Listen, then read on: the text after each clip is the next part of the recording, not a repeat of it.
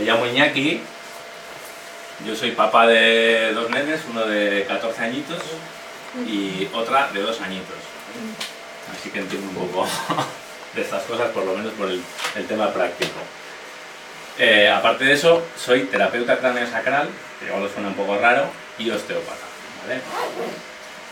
He venido a daros una charlita aquí, no va a ser muy larga, va a ser más bien breve, y lo ideal sería que luego pues compartiésemos un poquito con algún tema de preguntas o algo que tengáis, si no os queda algo claro o si veis que os resulta interesante, ¿vale? Os voy a dar algunos panfletitos míos por ahí, que viene el teléfono y tal, por si queréis consultar la web o llamarme un día o lo que sea, ¿de acuerdo? Vale.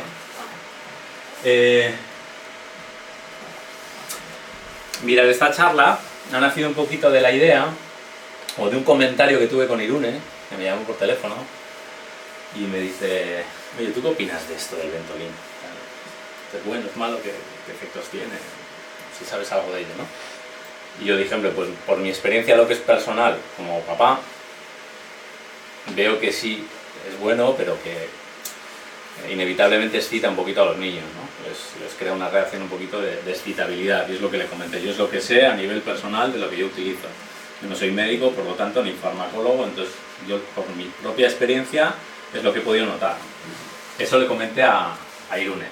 Y me dijo: oye, ¿por qué no necesitas una charlita y cuentas un poquito pues lo que haces, ¿no? Que al final es una terapia, por así decirlo, alternativa, y lo ofreces como posibilidad, ¿no? Alternativa o complementaria a este tema de los fármacos, ¿vale? Entonces, bueno, me pareció una idea y dije: bueno, pues vamos allá, vamos a preparar algo. Preparé una cosita que es esto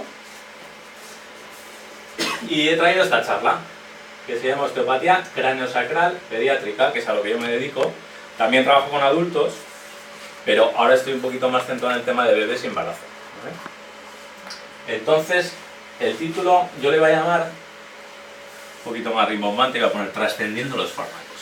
Trascendiendo los fármacos, ¿no? Trascender, que viene de trascender en latín, y quiere decir ir un poco más allá, ir un paso más allá, ¿vale? Entonces lo he simplificado, he puesto más allá de los fármacos y me he quedado tan ancho, ¿vale? Entonces se trata un poco de, efectivamente, dar validez a los fármacos, porque han salvado muchas vidas y nos ayudan muchísimo.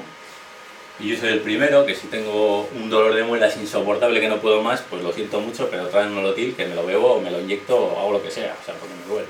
Entonces nos sirven, ¿no? Son muy útiles.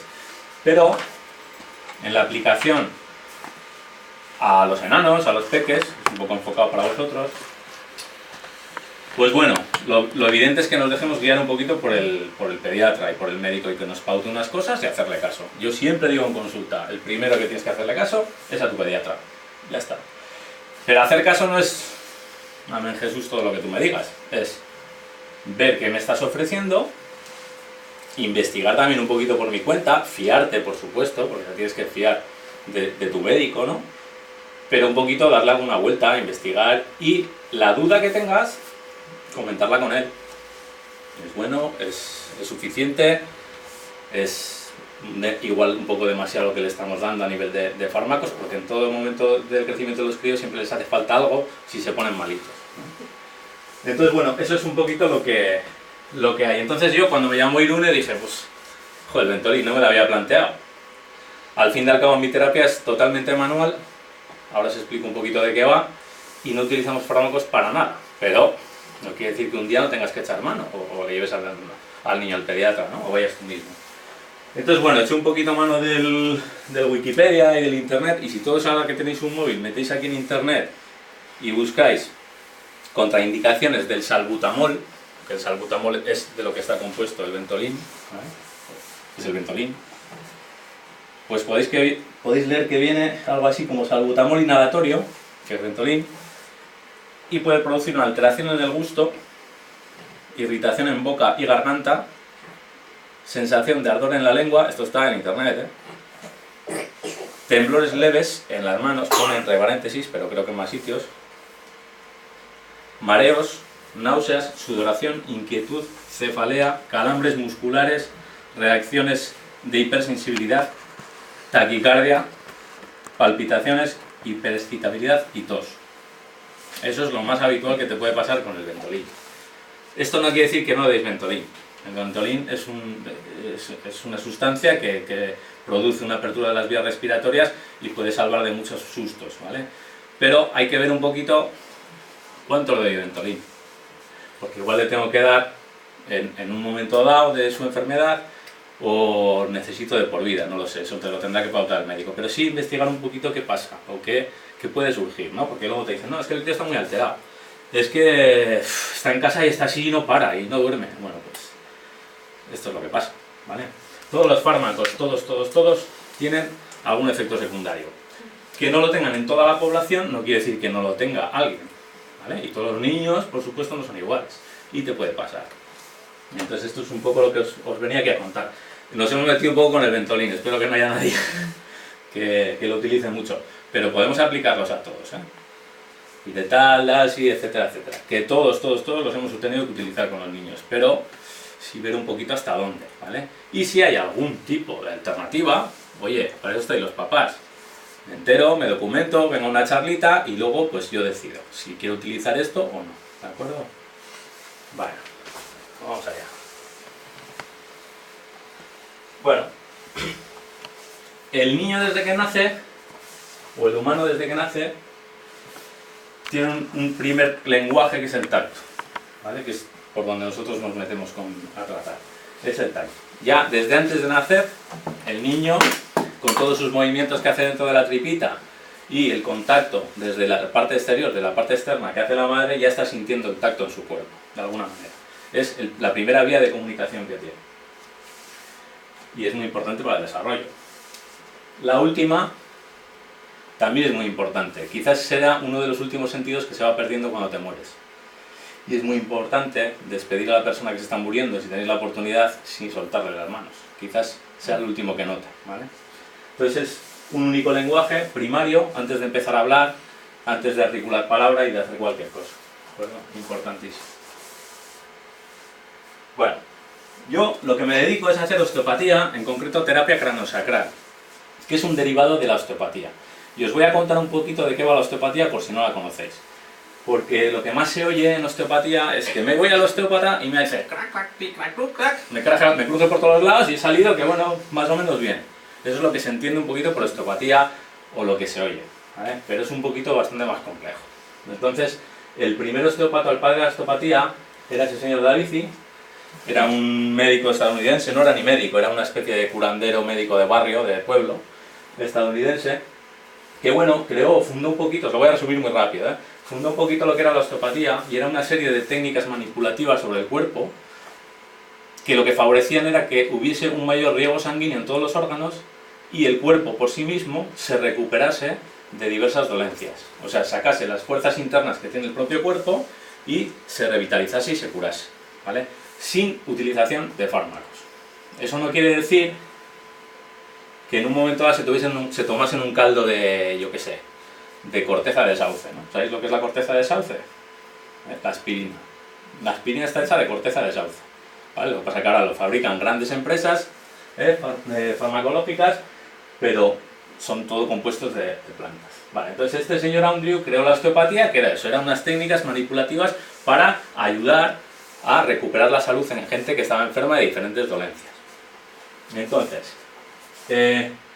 uno de sus seguidores, poquito después, fue el señor ese de medio, que es William Gardner Sutherland, y este hombre era osteópata también, pero se centró un poquito más en lo que eran los movimientos del cráneo, los movimientos de los huesitos del cráneo, que hasta hace bastante poco tiempo se pensaba que era una bola así compacta, dura, y después de varios estudios e investigación se vio que era mentira, que son un montón de huesos que se solapan entre sí, por unas uniones, y que tienen un movimiento particular y propio, pequeñito pero tienen un movimiento, ¿vale? Esto dio lugar a un tipo de terapia osteopática en la que se trabaja sobre todo en la cabeza y favorece el desarrollo, el buen desarrollo del cuerpo, sobre todo en los pequeños, en los pequeñajos.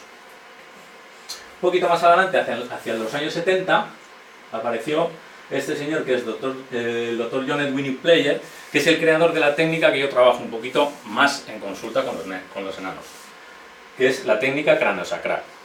En mi caso, craneosacral pediátrica, es un poquito una especialización un poquito más. Vale, este hombre afinó todas esas técnicas para conseguir trabajar en la cabecita y en el sacro, o del adulto o del bebé, para favorecer su buen equilibrio, ¿no? Y su buena salud.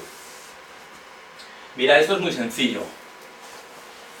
Tú te puedes hacer un corte aquí y ese corte, si lo dejas, se va a curar solo. O sea, el cuerpo tiene la capacidad de regenerarse. Si lo dejas con el tiempo se va a curar solo y se va a cerrar la herida no de fuera a dentro, se va a cerrar de dentro hacia afuera. ¿De acuerdo? Obviamente, si vives en el campo, estás por ahí, pues lógicamente se puede infectar, se te puede producir alguna infección, te puedes morir, para eso están los fármacos. Entonces, si el terreno lo preparas, lo limpias adecuadamente, no tienes que hacer nada más, esa herida se cicatrizará. Y así pasa con la mayoría de las enfermedades. Siempre que el cuerpo tenga un potencial de salud, ¿vale? Porque hay cuerpos que pueden y tienen la capacidad de regenerarse, por ejemplo el de los peques, y hay cuerpos un poquito más tocados que les cuesta un poquito más, ¿vale? Entonces eso es un poco en lo que se basa el tema de la osteopatía. En que el cuerpo puede y que únicamente hay que ayudarle un poquito, no hay que meterle muchas más cosas externas, ¿vale? Bueno, aquí veis un poquito, el concepto antiguo de osteopatía era un poco eso, y os aseguro que se sigue haciendo. ¡Crack! Te pongo la espalda bien, te hago un crujido, es muy bonito, muy vistoso, muy aparente, y bueno, puede tener buenos resultados, sí. Tiene su explicación científica, yo no os la voy a dar aquí, porque para eso doy cursos, que me extiendo más. Vale. Pero ahora el concepto osteopático, y sobre todo con los pequeños, el trabajo es muy sutil. Es un trabajo muy suavecito sobre el cuerpo, empleamos una presión sobre el cuerpo de más o menos 5 gramos, que es lo que te pesaría 1 euro aquí en la palma de la mano. Ese peso es la presión que hacemos nosotros con las manos en los críos. Es una presión mínima, pero favorece una serie de elastificación de tejidos corporales que hace que el cuerpo entre en una homeostasis, se recupere bastante bien por sí solo. ¿Vale? Bueno, lo que trabajamos en realidad es el sistema cráneo-sacro. De esto no os voy a explicar nada, que lo que digo, lo doy en los cursos y bastante más complejo. Pero lo que trabajamos es básicamente en el huesito sacro, este huesito que tenemos aquí, y en el cráneo. Por eso se llama cráneo-sacro, de ahí viene cráneo-sacral, ¿vale? Y sobre todo, que no trabajamos en los huesos en sí, sino a través de los huesos, lo que trabajamos es todo el sistema meníngeo, que son todas las capas de tejido fascial que recubren el cerebro, se extienden por toda la médula espinal y llegan al sacro. Lo que pasa es que esos tejidos están anclados en la parte de abajo, en el sacro, y en la parte de arriba, en la cabecita. Esos tejidos por dentro tienen que estar muy elásticos y en movimiento. Cuando se produce alguna lesión o a nivel de columna, se produce alguna lesión a nivel de compresión de la cabecita, por ejemplo, en los bebés o incluso en un adulto por un traumatismo. Cuando algo se modifica, el cuerpo no funciona igual. Por lo tanto, no se recupera igual. Una de las leyes que hizo el padre de la osteopatía, lo que decía era que la estructura gobierna la función. Quiere decir, si toda mi estructura está bien y está sana y está en condiciones, la función va a ser buena. Pero si tengo alguna especie de tara, algún problemilla, eso me va a crear problemas a nivel de salud, sobre todo, ¿vale? Entonces lo que nosotros hacemos básicamente es, a través de la cabecita, no solo en la cabecita, también en otras partes del cuerpo, ablandamos, por así decirlo, el tejido corporal, pero es un tejido interno, es un tejido fascial, que está dentro. Lo que pasa es que accedemos a través de ciertos huesos y de ciertas manipulaciones, muy suavecitas todas, ¿vale? Pero para potenciar la salud. ¿Esto para qué nos beneficia? ¿Para qué viene bien? En realidad es para todo, porque lo que trabajamos no solo es ese sistema meníngeo, sino lo que circula por dentro de él, por lo que circula por dentro de la médula, que es el líquido cerebroespinal, ¿vale? Es un líquido que se asemeja a la sangre, pero que no tiene coloración roja, porque no tiene glóbulos rojos, pero que se encarga de vaciar o de limpiar todo el sistema nervioso de desechos metabólicos. Lo que hace es limpiarlo, regenerarlo. Para no entrar mucho en harina, lo que hace básicamente es producir una limpieza, producir un reseteo del cuerpo y aumenta el sistema inmunológico corporal, ¿vale?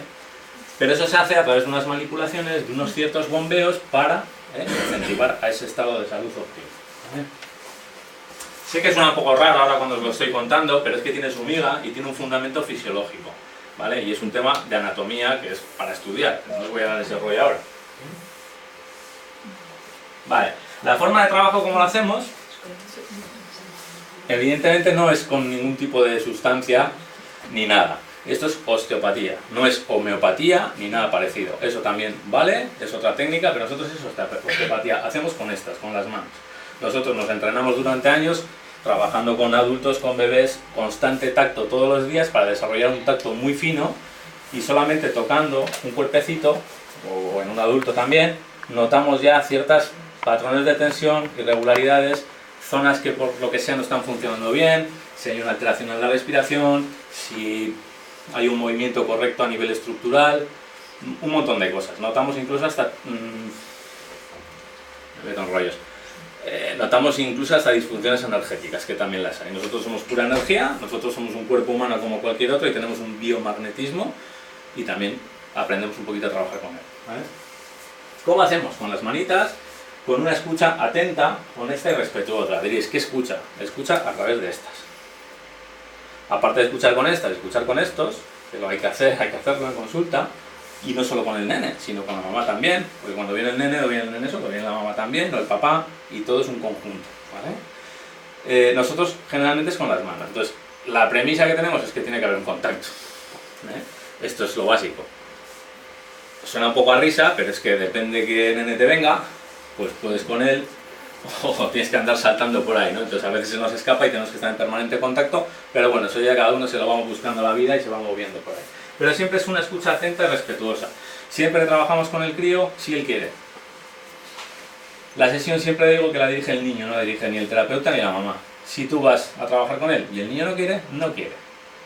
Obviamente tenemos nuestras técnicas para entrar un poquito en contacto con el nene, que se relaje la situación y poder trabajar, y casi siempre se consigue. Pero a veces hay dificultades, pero bueno, todo se puede. Siempre con respeto, siempre con cariño y con respeto, sin hacer nada raro y sin hacer dolor, claro. Esto es una técnica sin dolor totalmente. Una presión de 5 gramos, pues ya veréis.